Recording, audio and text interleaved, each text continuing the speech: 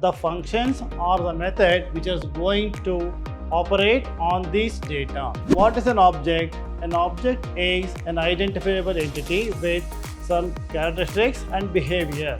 Abstract is nothing but hiding unnecessary details and represent showing only the important features to the world, to the outside. The ability of an operator and function to take multiple form is known as polymorphism.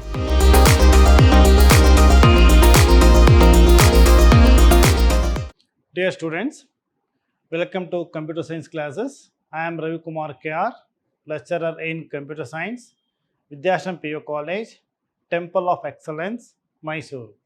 Students, today let us start our discussion with the new chapter, chapter 6, Basic Concepts of PUC. PUC is nothing but Object-Oriented Programming. Now, the weightage of marks for this chapter. Here we have one 2 marks question for 2 marks and one 5 marks question that is for 5 marks. There are 2 questions and total weightage is 7 marks. Now let us move on to next slide. Now in this session we are going to cover these are the topics: introduction to OOPS and characteristics of OOPS, advantages, limitations and applications of OOPS, that is object-oriented programming. Now let us see about OOPS. OOPS stands for Object-Oriented Programming. It is the principle of design and development of programs using modular approach. Here OOP is another method of programming. So here the approach is modular approach. So what is a module? A smallest unit of a program is called a module. Generally, the entire program will be divided into number of subprograms are called modules, and we are at the end we are going to combine all the modules together to get a meaningful result. So that is the concept of modular approach. And object-oriented programming approach provides advantages in creation and development of software for real-life application. Another feature of OOP is that we are using this for development of real-life applications programs. The advantage is that small modules of programs can be developed in a shorter span of time, and these modules can be shared by number of applications. See, I told you in the first point, so this is modular approach. Here, a program can be divided into number of subprograms called modules. So these modules can be shared by a number of applications so that the same module can be used or shared by different applications or different programs. This is another feature of OOPS. The basic element of object-oriented programming is the data. The programs are built by combining data and functions that are operate on the data. Here the concept of data and methods. So here concept of data and the functions or methods. So here this concentrate on data and along with the functions or the method which is going to operate on this data. The object-oriented programming uses the methods, or these methods in the OOPS concept use data as the main element in the program. Now let us see what are all the different features of object-oriented programming. So here these are the different objects. They are objects, classes, data abstraction, data encapsulation, data inheritance, overloading, polymorphism, dynamic binding and message passing. These are all different features of OOPS concepts, and let us learn the definitions of all these one by one. First feature is an object.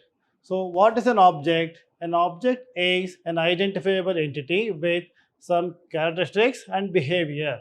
So this is the definition of object. Object is an entity which has some behavior and characteristics. So you can take example like a person or place or table of data. This is example. Or one more, consider another example here as an apple, orange, mango. All these are example for objects, and all these are belongs to a class called fruit. So this is an example for an object.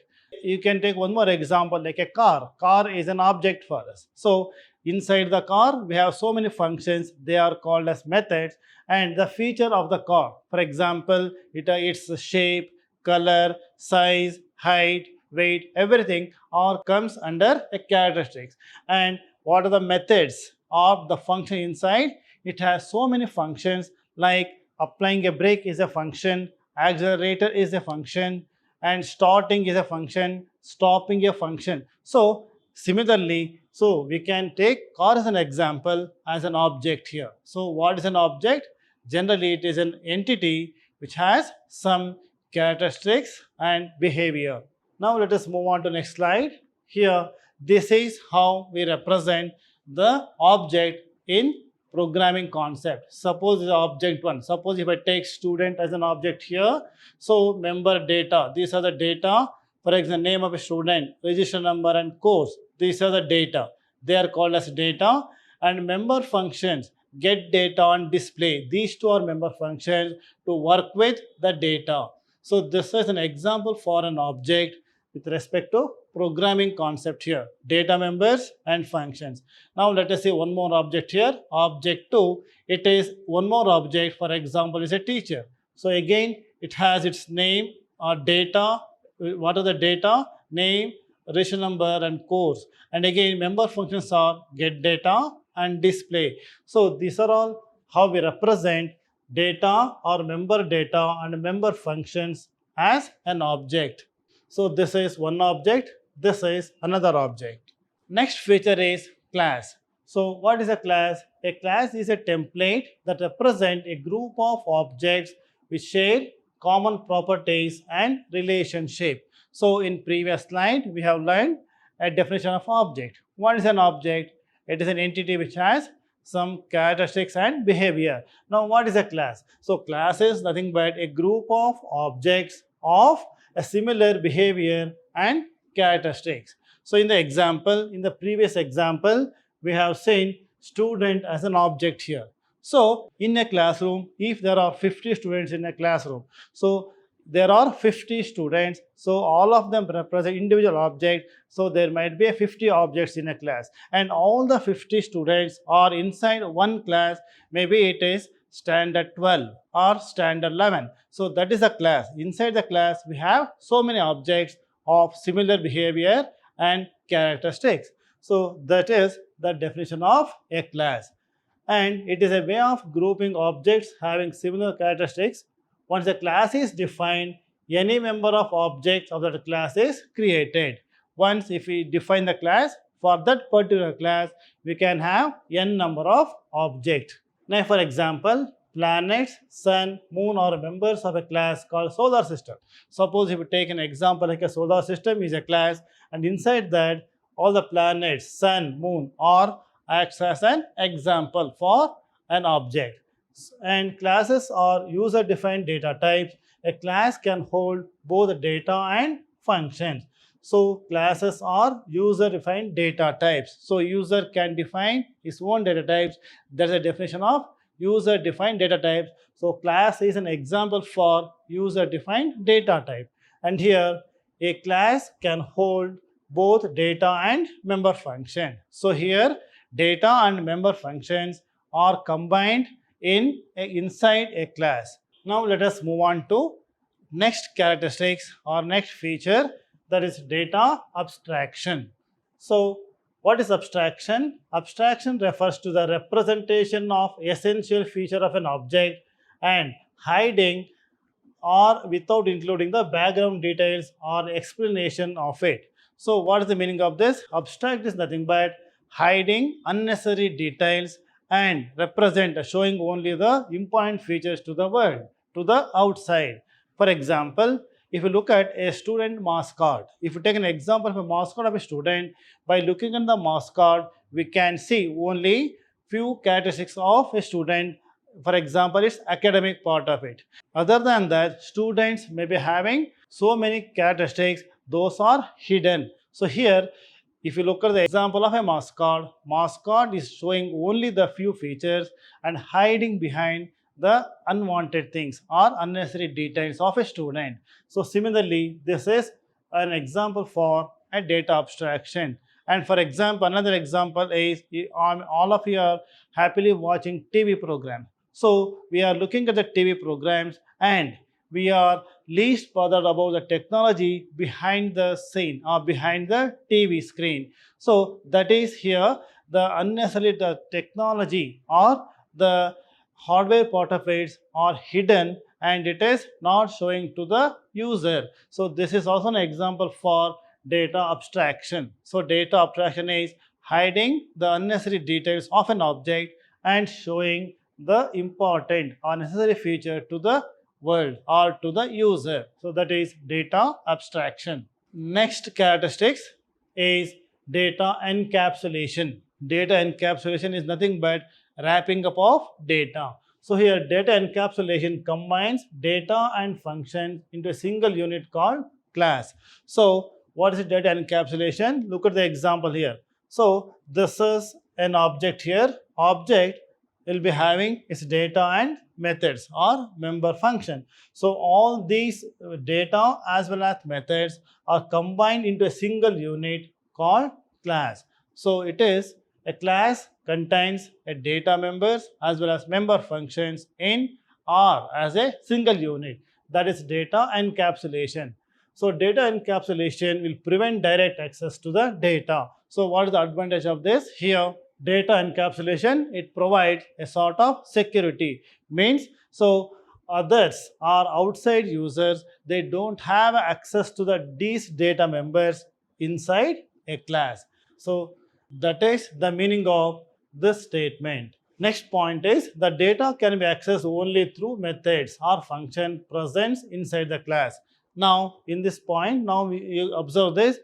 This is the data and these are the methods. And these data can be accessed by the user through the or with the help of methods inside a class. Now data encapsulation enables data hiding or information hiding. So what is data encapsulation? It is another way we can say that it is hiding the information. So this is about data encapsulation or wrapping up of data for the sake of security. Next one is data inheritance. What is data inheritance? Now, it is the capability of a class to inherit the properties of another class. So, now we know the meaning of biological inheritance, where we can say that a son or a daughter will share few properties from their parents. So, that is biological inheritance. Similarly, with respect to OOPS concept, data inheritance is nothing but capabilities of one class inherit the properties of another class. Now here the concept of there are two classes, one class and one second class. Here one of the class acquires the properties from the another class. That is the concept of data inheritance. The class that inherits the properties from another class is called derived class or subclass or child class. So what derived class or subclass or child class?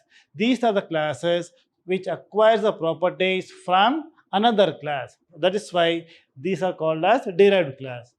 The class that provides its property to subclasses is called a base class or parent class. So here base class or parent class is the one which provides its properties to the derived class or a subclass. So they are called as base class or parent class. Here there are two classes. One is base class or parent class. Another is derived class or child class. In OOP, the concept of inheritance provides idea of reusability. So advantage of inheritances is the reusability of the code. This is an example here. See, for a super class, this is the one class and these two are subclasses. So here this is the base class and these two are the derived class. So here This base class provides its properties to both these classes. These two subclasses acquire the properties from this base class. This is the concept of data inheritance. Now let us move on to next slide. This is polymorphism. This is a feature of object-oriented programming where a function can take multiple forms based on the types of arguments, number of arguments, and data type of return value. So this is another feature. What is polymorphism? It is the polymorphism is the same function. It takes multiple form or more than one form. Very good example is, for the example, you take an object as a student. Student is an object. So the behavior of a student is different with respect to his class teacher, to the principal, or with the parents, or with his friends. So in all, the same student behave differently depending upon the circumstances. That is the concept of polymorphism. The ability of an operator and function to take multiple form is known as polymorphism. Here one form is these functions or member methods take different forms, and similarly the operators. We have different operator. It also takes more than one form depending upon the circumstances. So this is the concept of polymorphism. Now let us go to next slide. This is dynamic binding. What is dynamic binding? Binding is the process of connecting one program to another program. So if there are more than one program, we are connecting one program with another program through the concept of dynamic binding. So binding means linking of procedure call to the code to be executed in response to the call. Here, this linking of procedure call. So here, with respect to procedure, so if there are more than one procedure, so what is a procedure? Procedure is nothing but a one type of method. It is a one method. So one procedure is execute one task or one program. Similarly, if there are more than one procedure, so with the help of dynamic binding, we are going to link different procedures. This is the concept of dynamic binding. Now, dynamic binding means code associated with the procedure call is known only at the time of program execution routine. The code associated with a procedure will be known only at the time of execution.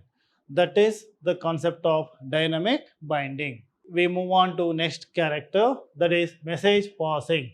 What is message passing? It is processing is done by sending message to an object. If there are many objects, so we are passing information or a message to one object, and from one object to another object, and so on till we reach the end of the object. So this is the meaning of message passing. Message passing or communication between among different objects. So a message for an object is request for execution of a procedure. So here, how do we send a message? The message is in the form of execution of procedure call. So suppose if we are giving any instruction to execute a program, to execute a procedure, that is nothing but message passing.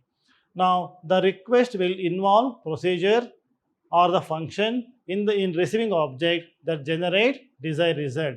So the message or instruction what we are going to send to one object, and the another object will receiving object, that is called receiving object, that is going to generate the results. The message passing involves specifying the name of the object, name of the function, and information to be sent. So this is the concept of message passing. So this is generally, message passing is nothing but communication among different objects based on the instructions. Now so far we have learned the different features of OOPS concepts or object-oriented programming. Now let us see what are the advantages of OOPS. First one is the programs are modularized based on the principle of classes and object. Now I had told you in the beginning what is a module. So here the modular approach is possible through classes and objects. Now Second point is linking code and objects allows related object to share common code. This reduces code duplication and code reusability. So another advantage of OOPS concept is, or OOPS programming is, that is reduces the code duplication and code reusability. I mean, once the code has been written, same coding can be used for some other place. Now, data is encapsulated along with the functions. Therefore, external non-member function cannot be accessed or modify data, thus providing data security. So, this is a definition what I have seen with data encapsulation. Another feature, it provides a sort of security to the data. Next point is fourth one, easier to develop complex software because complexity can be minimized through inheritance.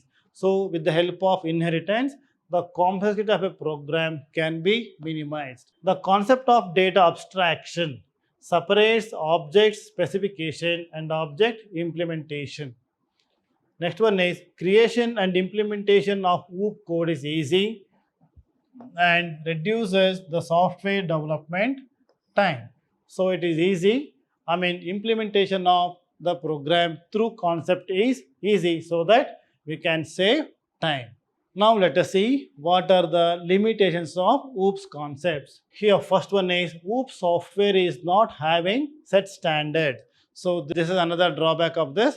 Say there is no definite standard defined.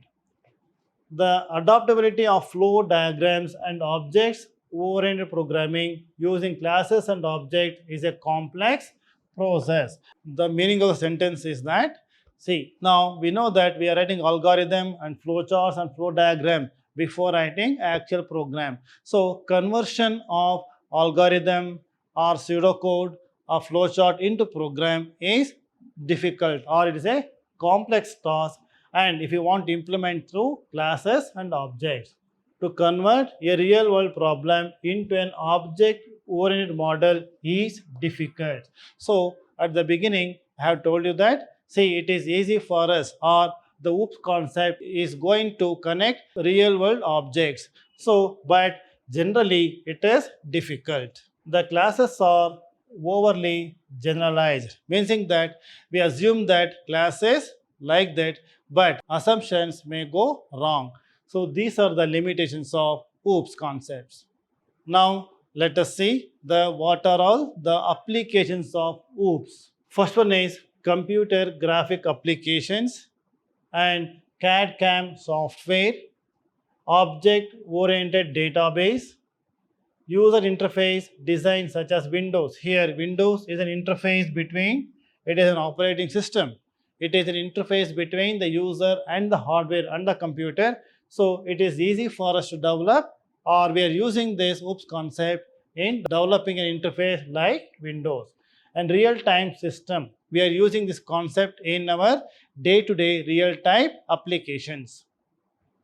Simulation and modeling, artificial intelligence and expert system. These are all different applications or where we can implement OOPS concepts in our day-to-day life. Students, so far we have discussed about what are the OOPS concepts and definition of OOPS concepts and characteristics of OOPS concepts, applications, limitations and advantages of OOPS concepts. We will continue our discussion in our next session. Thank you very much.